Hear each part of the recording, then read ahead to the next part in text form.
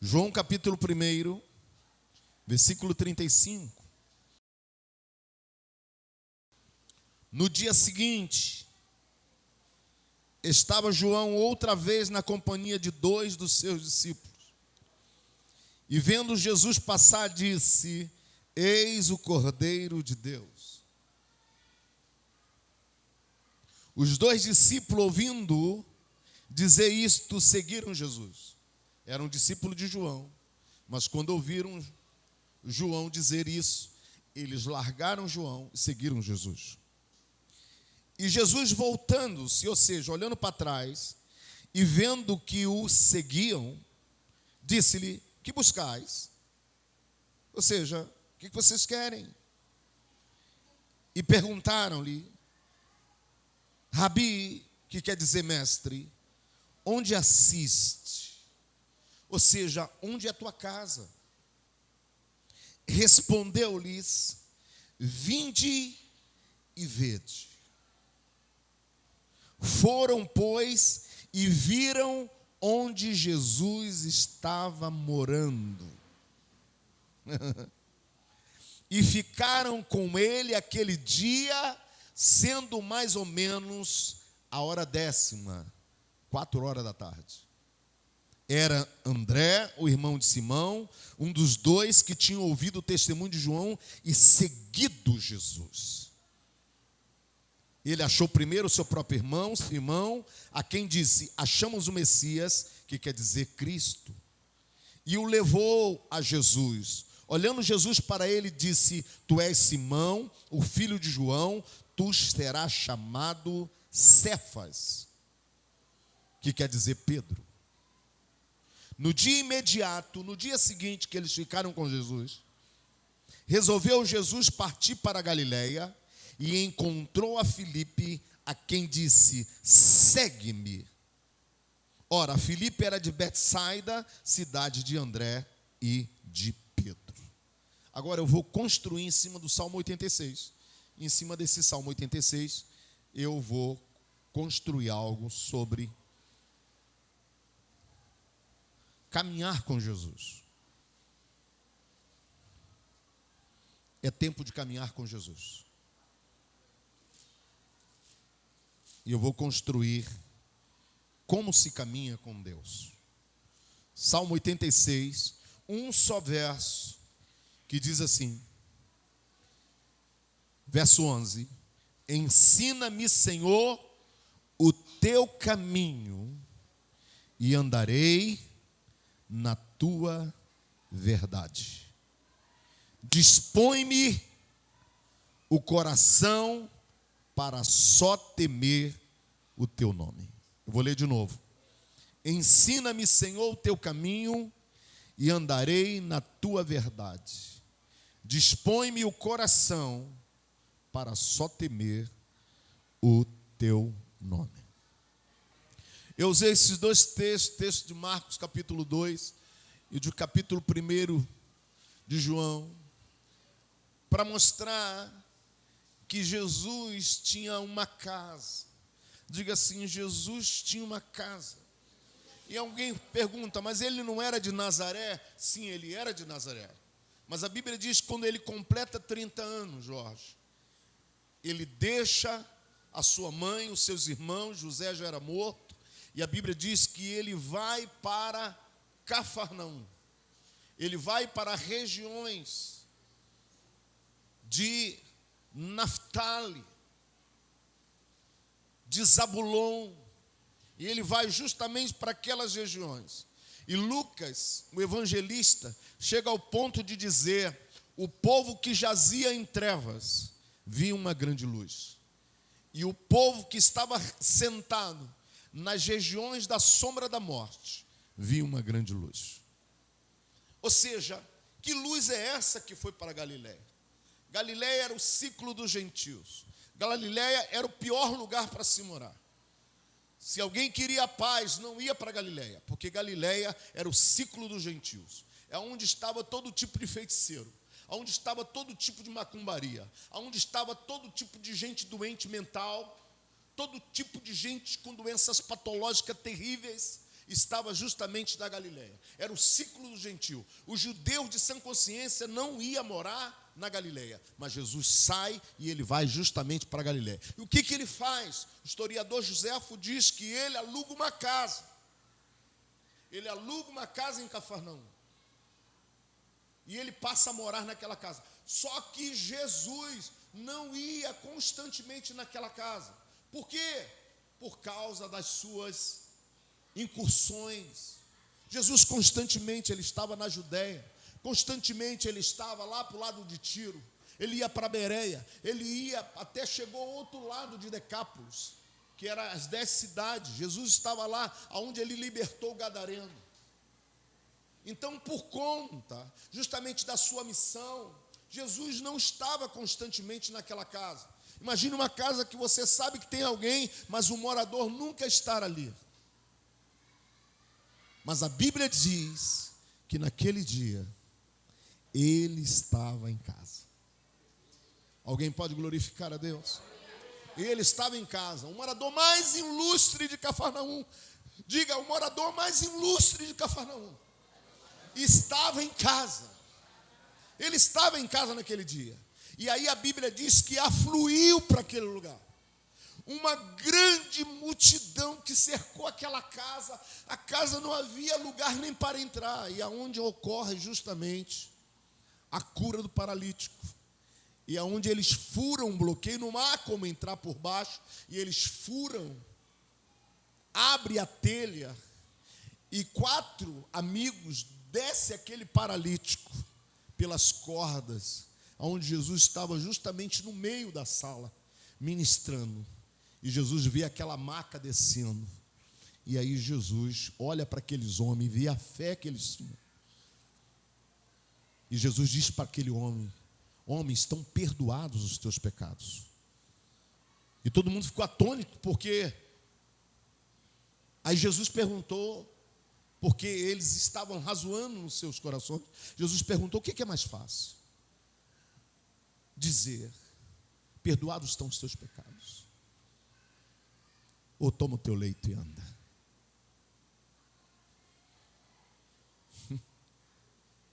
Para que saiba que o Filho do Homem tem poder na terra.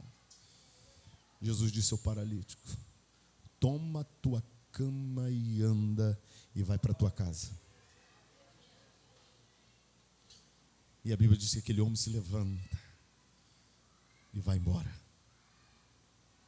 porque ele estava em casa. Agora deixa eu dizer algo aqui para os irmãos. Por que eu quero falar isso? A casa é o centro das emoções. A casa é onde nós confabulamos as nossas intenções. É dentro dos lares que nascem os projetos de vida. É dentro dos lares, é dentro das 4 paredes. E cada um que me ouve aqui nesta noite sabe que eu estou falando que é dentro dos nossos lares, onde nós traçamos metas de vida, onde nós trazemos à existência coisas que ainda não existem, mas existirão porque nós confabulamos. O marido em conluio com a esposa, os pais em cumplicidade com os filhos, para dar rumo, para dar direção do que será feito. É nos lares, é dentro da casa. Diga isso para o seu irmão: é no lar, onde todo projeto da vida e da própria existência, ele é confabulado. É dentro do lar, onde eu e você arrazoamos com as nossas esposas, e as esposas com maridos, e os pais com os filhos com os pais, detalhando aquilo que será feito no porvir. E a Bíblia diz que Jesus estava em casa. Só que acontece uma coisa: 2 dos discípulos de João vê o seu próprio líder, João, quando olha para Jesus, diz assim: eis o Cordeiro de Deus. E a Bíblia diz que um desses discípulos era André, irmão de Simão Pedro. E André deixa João Batista e vai seguir Jesus. Jesus está andando. E Jesus percebe que tem alguém andando atrás dele.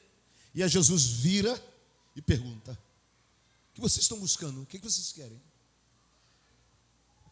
E aí eles dizem para Jesus: mestre, onde assiste? Essa palavra assistir significa aonde tu se concentras, aonde tu operas, aonde está toda a gestação, tudo que tu promove, aonde é que você vive, aonde tu se assenta, a tua cama, aonde está o quarto onde você dorme, aonde está, nós queremos saber aonde você vive.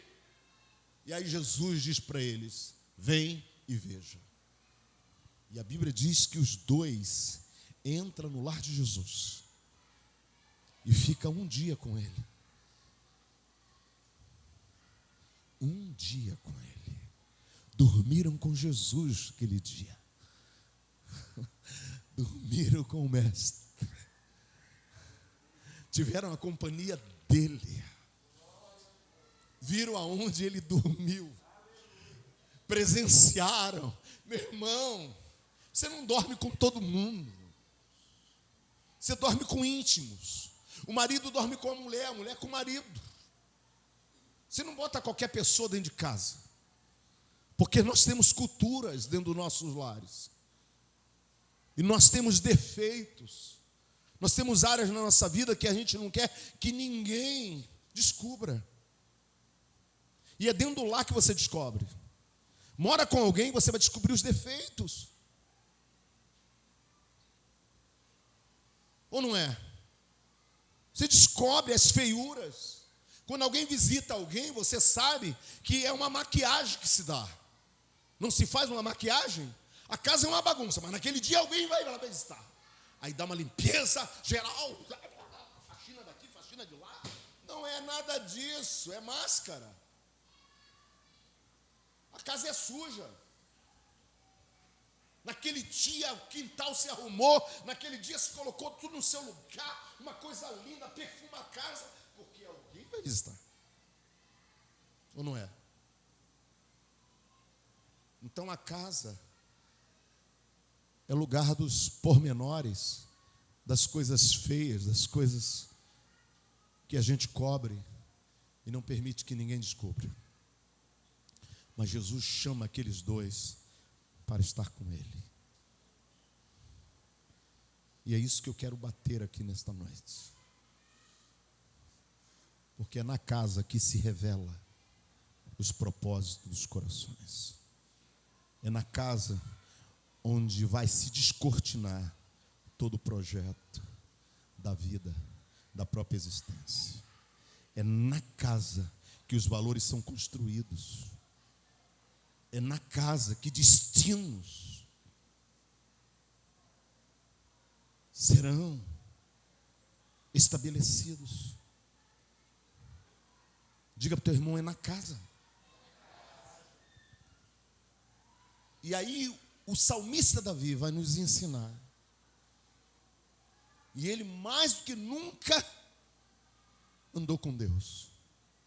Ele andou tanto com Deus que a Bíblia diz que Deus achou um homem segundo o seu coração.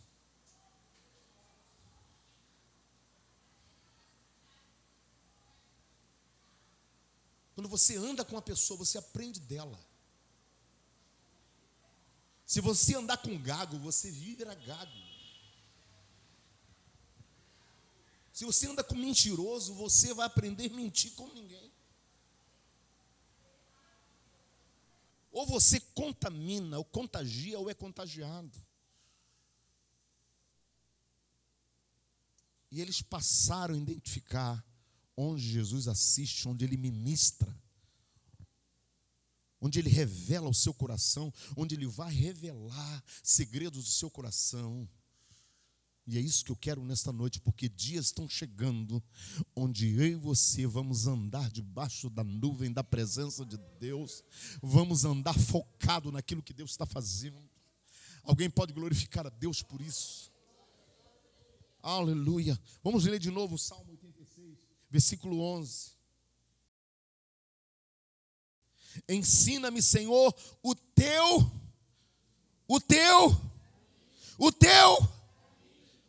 caminho, não o caminho de Davi. Davi está dizendo para Deus: ensina-me o teu caminho. Ou seja, onde tu trilhas, onde tu ages, onde tu operas. E aí ele diz: e andarei na tua verdade. Aí ele vai dizer: dispõe-me o coração para só temer o teu nome. A palavra caminho aqui, no hebraico, ela é derek. Se você pode escrever, escreva. Essa palavra para caminho aqui, ensina-me, Senhor, o teu caminho. A palavra no hebraico é derek. Ou seja, ensina-me o teu derek. E a palavra derek é padrão, é estilo de vida de alguém. Diga isso, estilo de vida de alguém. Curso de alguém, ou seja, curso de ação de alguém. É um comportamento, é a ação operadora de uma pessoa, ou seja, como a pessoa está operando. O que Davi está dizendo para Deus, presta muita atenção, porque isso vai mexer conosco nesses dias. O que Davi está dizendo a Deus significa: mostra-me o teu estilo de vida. E eu vou descer para falar. Vida cristã não é vida.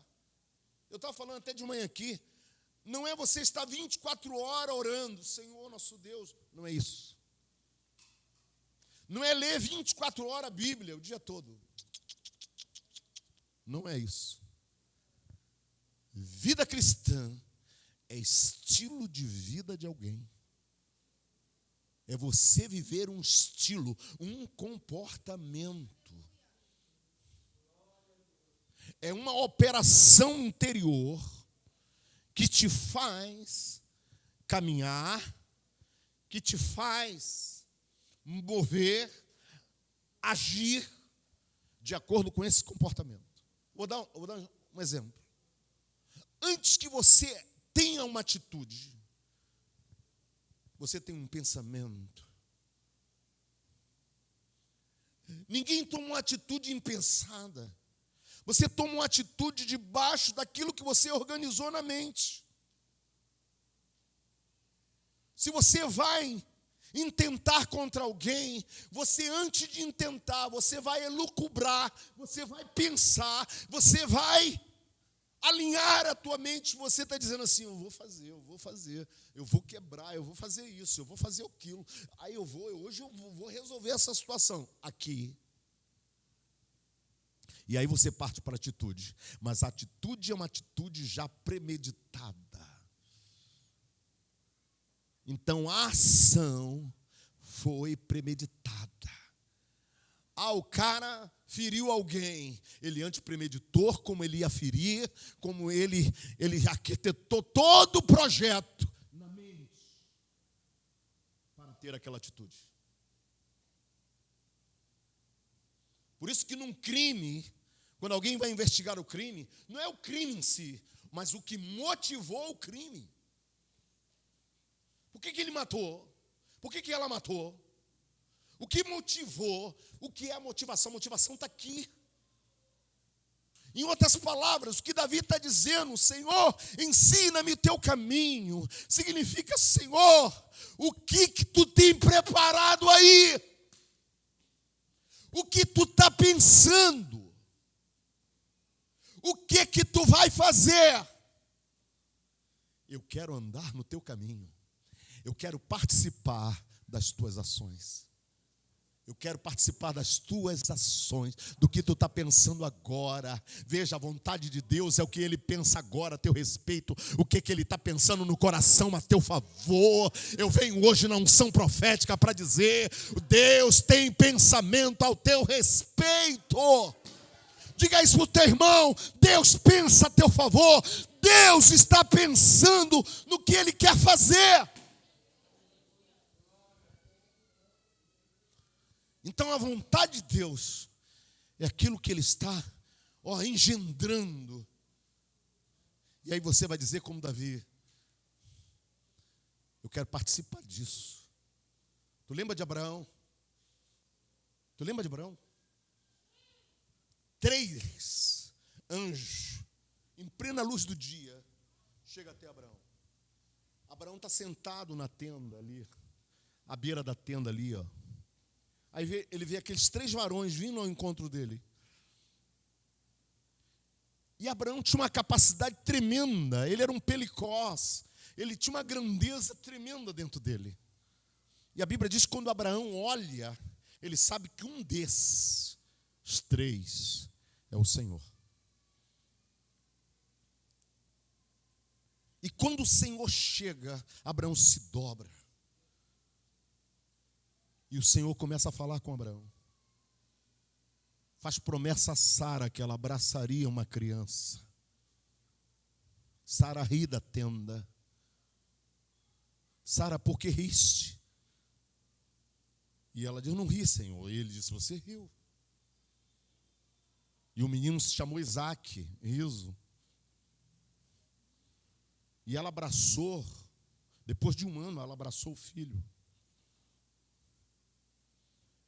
E a Bíblia diz que Abraão está conversando. Em dado momento, os 2 anjos tomam destino de Sodoma, porque eles vão destruir 4 cidades.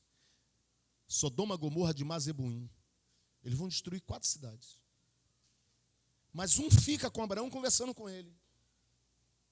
E aí Abraão diz: Senhor, eu estou preocupado. E o Senhor de que, Abraão? Porque é o seguinte, eu tenho um pessoal que está lá numa dessas cidades lá. Olha que conversa.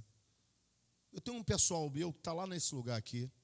Eu pergunto: Senhor, tu destrói justo com ímpio? E Deus diz assim: não, destruo não. Se tiver 50 justos lá, eu não destruo. E aí você já conhece a história, 45, 40. Não tinha 10 justos, porque termina com 10 justos. Porque só havia 4 justos. E daqueles 4, um se vendeu. Só 3 escapou. Não tinha nem 10 justos nas cidades. Veja, olha que nível que eu estou falando.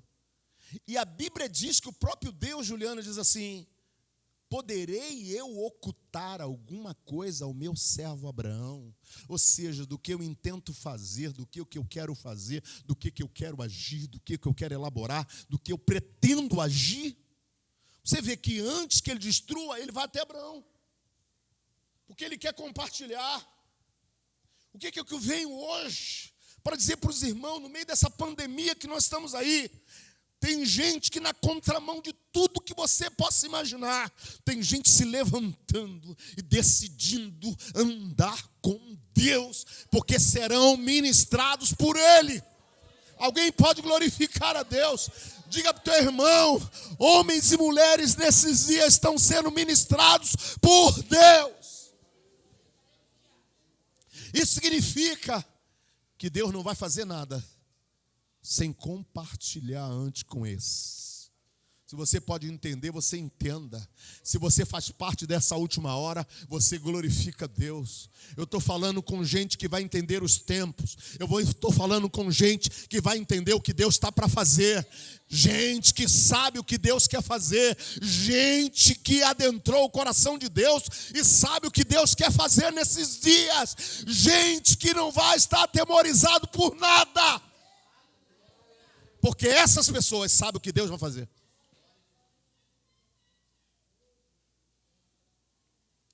Diga para o teu irmão, essas pessoas não serão sucumbidas com aqui e o agora, com o hoje.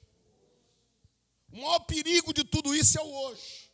Porque o hoje não há possibilidade boa nenhuma. Mas esses homens que Deus está levantando nesses dias eram como os profetas, eram como os grandes heróis de Deus, as heroínas de Deus, que eles olhavam lá na frente. E aí você dizia, eles viviam hoje. Não, eles viviam amanhã. Mas eles viviam amanhã hoje. Dá para entender isso? Que você não será conspurcado pelo hoje, pelo espírito do agora, daquilo que oprime. Encontrei um pastor hoje, o pastor disse para mim assim, o meu irmão faleceu.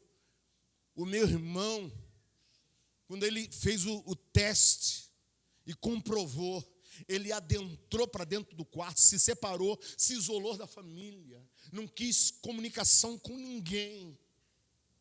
Só que ele foi degenerando. Foi degenerando. E começou um processo de degeneração. Moral da história, saiu dali mal e foi para o hospital e não deu tempo. E o pastor falando comigo, não deu tempo de abraçar os filhos e abraçar a esposa. Depois de alguns dias morreu.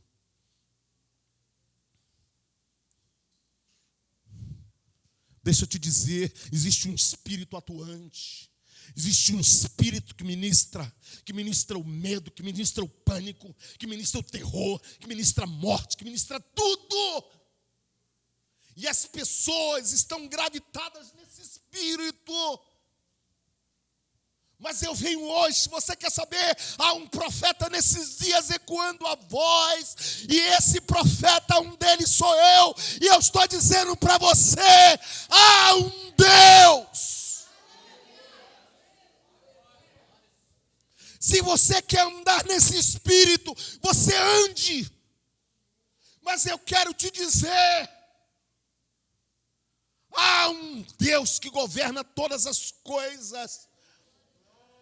E que nós não andamos no espírito do agora, do hoje, do medo.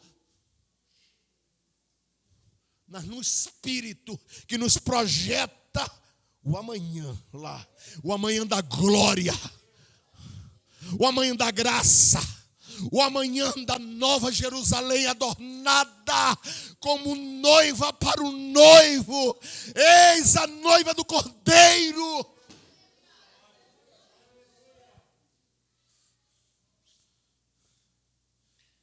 A Bíblia diz que Abraão, ele andou na terra da promessa como terra alheia, porque ele contemplava a cidade que tem fundamentos em Deus.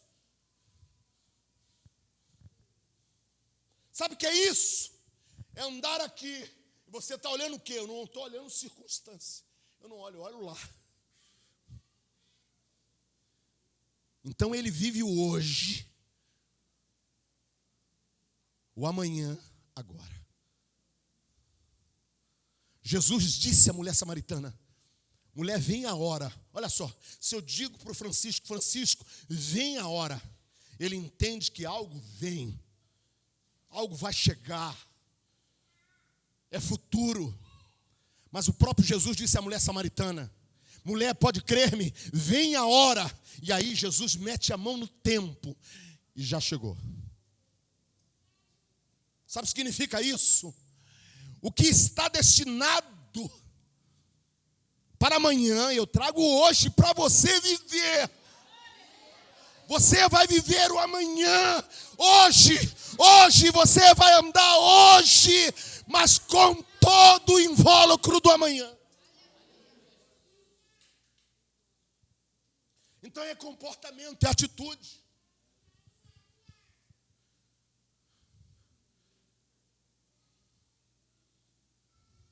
Hoje aqui tem uma pessoa,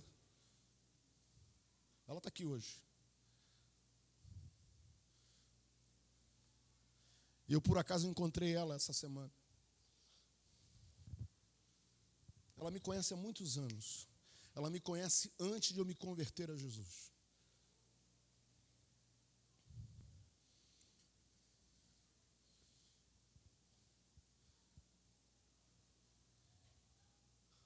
Eu chamo ela de uma forma carinhosa, porque ela é conhecida por esse nome. Dona Maninha, está ali. Ela falou para mim que viria aqui. E ela veio.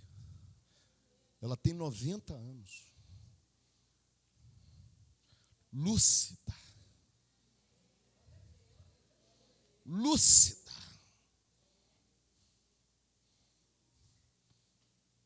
Ela faz parte do grupo de risco.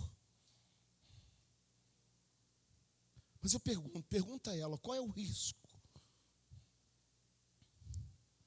Não tem risco. A sua fé está firmada em Cristo.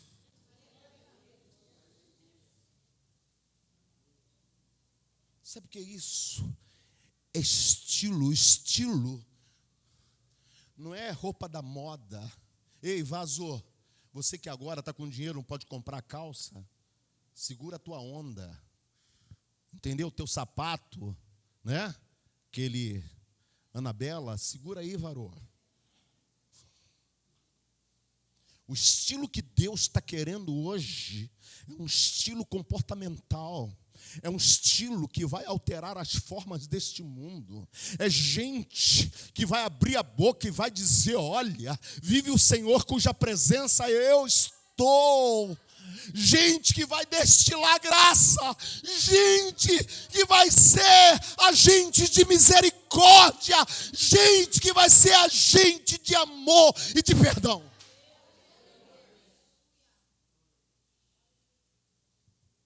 Isso é encarnar, isso é Derek, é padrão, é estilo. Jesus teve os discípulos dormindo. Sabe o que você aprende? Sabe o que eu aprendo quando ele está em casa? Sabe o que eu aprendo quando alguém me chama para dentro da casa dela? Eu digo assim, vem fazer parte. Só que diferente, os discípulos dormem com Jesus e aprende a cultura dele, aprende como ele age, aprende como ele fala, aprende como ele ama, aprende como ele dá com os perdidos, aprende qual é o seu menu, aprende o que ele mais ama. E eles dormem com Jesus. E a Bíblia diz que eles eram tão parecidos com Jesus, que eles foram chamados de Cristos. Pequenos Cristos. É isso que Deus está querendo nesses dias. É estilizar a vida de Deus em nossas vidas. Paulo chega ao ponto de dizer, diaconisa Rosana, de que nós somos o bom perfume de Cristo para aqueles que se perdem. Morte, mas para aqueles que são salvos, vida. Nós somos, o boticário de Deus, a natura de Deus. Nós vamos exalar, mas não é cheiro, não é óleo, mas é a própria vida de Deus exalando em nós. Você pode glorificar a Deus. É dias para você começar a se ver, olhar para dentro de você, fazer um mergulho radical dentro da sua vida e dizer que até agora. E quantas coisas eu pude rever, meu Deus, se eu tivesse assim, como é que eu estaria nessa hora? Quanta gente está fazendo uma matemática, quantos cálculos estão sendo feitos, se eu estivesse em tal lugar, se eu estivesse assim, como eu estaria nessa hora? Gente que projetou um monte de coisa e quebrou. Gente que quebrou. Gente que vai quebrar. Gente que vai morrer. Bispo, que é isso? Infelizmente eu digo isso. Mas eu tenho boas novas para você. Tem gente que vai passar por isso. Tem gente que vai sair do outro lado. Tem gente que vai continuar remando. Diga isso para o teu irmão. Tem gente que vai continuar remando. Eu vi um especialista Breno, especialista do Butantan. Butantan é um dos institutos do Brasil que estuda a questão dos répteis, os animais venenosos, trabalha com surucucu, cascavel, principalmente da nossa fauna brasileira.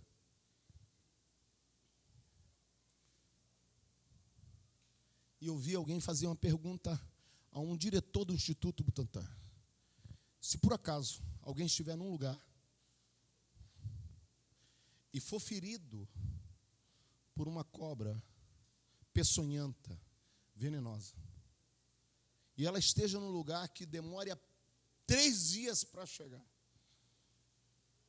numa cidade, o que ela faz? Sabe o que ele disse? Que são perguntas. Sabe o que ele disse? Não se entregue. Porque alguns venenos você segura até 10 horas. 3 dias não. Mas mesmo assim, sabe o que ele disse? Não se entregue. Não se entregue. Porque algo pode acontecer.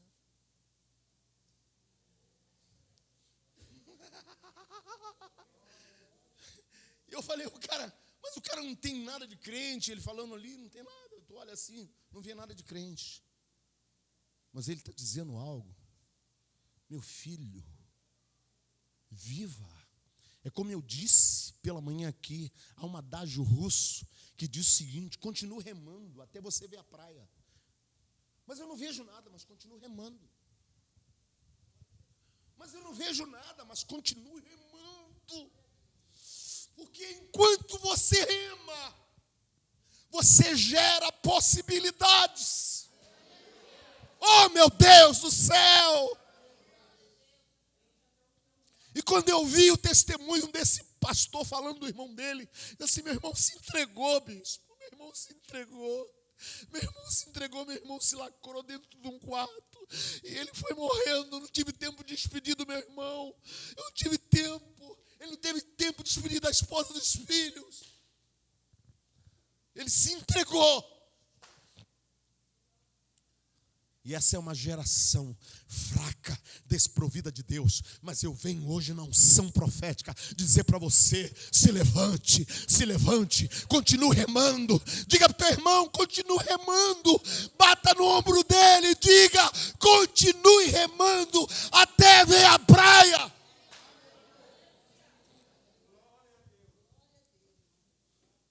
Jesus está em casa e Ele quer compartilhar conosco. Deixa eu te dar boas novas. Você chegou até aqui, você está me ouvindo. Olha aqui, você está vivo. Olhe para você, você está vivo. Aleluia, olhe para o teu irmão, diga: você está vivo. A dona Maninha com 90 anos está viva. E ela é fonte de inspiração para dizer: eu vou viver.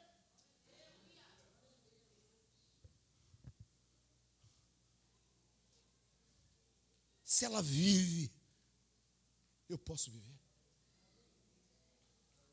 E não se anular. Deixar com que esse espírito do agora, do hoje, do momento, tome você, te paralisa, né, te atrofia, vai te atrofiando, vai te prendendo. E as pessoas começam a estar presas, elas começam a estar lacradas. Porque se deixaram novelar.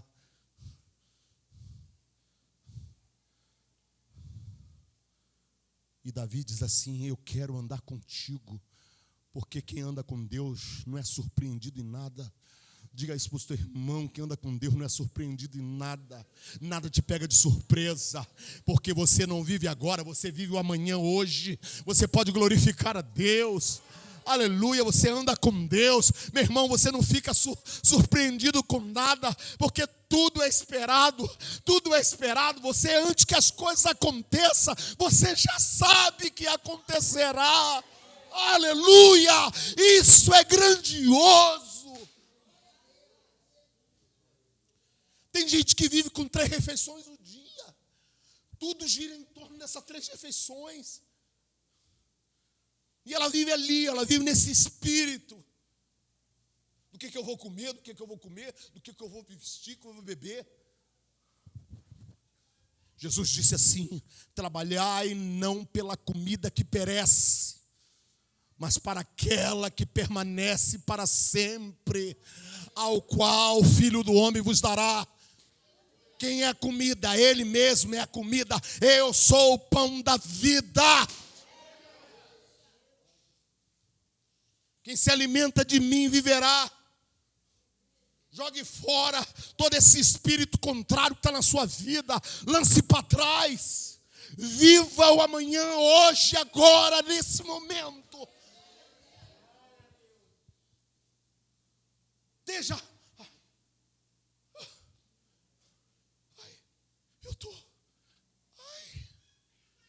Eu vou morrer. Vai, não agora. Diga para o teu irmão, vai. Mas não agora.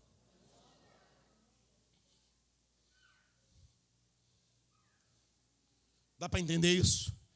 E muitos de nós aqui, e eu creio, que Jesus está voltando, não passará pela morte. Será transformados. Você crê nisso? Arme com isso. Arme com isso. Diga para o teu irmão, se arme com isso, meu irmão. Se blinde com isso. Vá para qualquer lugar, vá para o Carrefour, vá para o Mundial, vá para onde quer, mas vai com isso, vaso.